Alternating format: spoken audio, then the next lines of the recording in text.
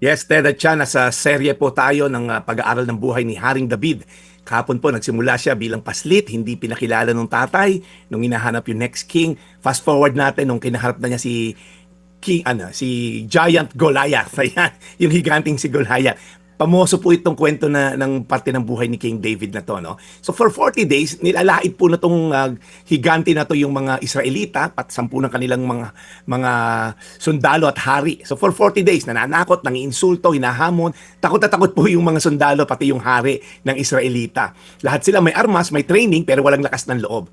And then si David, naghahatid lang ng pagkain ng kuya niyang sundalo, nakita niya, bakit nilalait na tong higante na to yung Diyos natin. So again, si David po, binatilyo, isa siyang shepherd, walang armor, walang experience sa digmaan, pero kilala niya ang Diyos. Sabi sa unang Samuel 17:45, sumagot si David sa higante, ang dala mo'y tabak, sibak, pantusok, ngunit lalabanan kita sa pangalan ni Yahweh, ang makapangyarihang Diyos ng Israel na iyong hinahamak.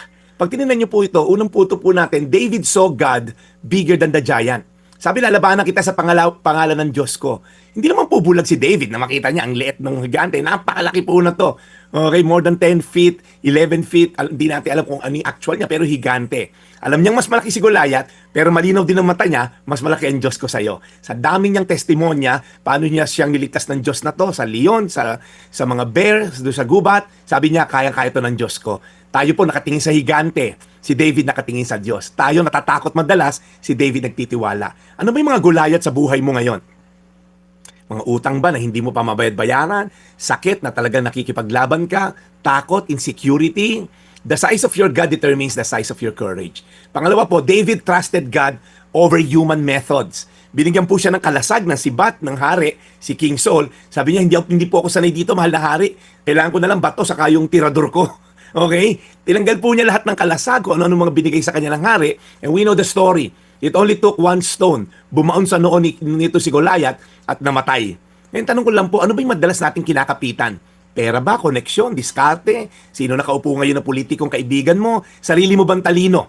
Okay? Or si God ang ating tinatras? At lastly po, David fought for God's honor.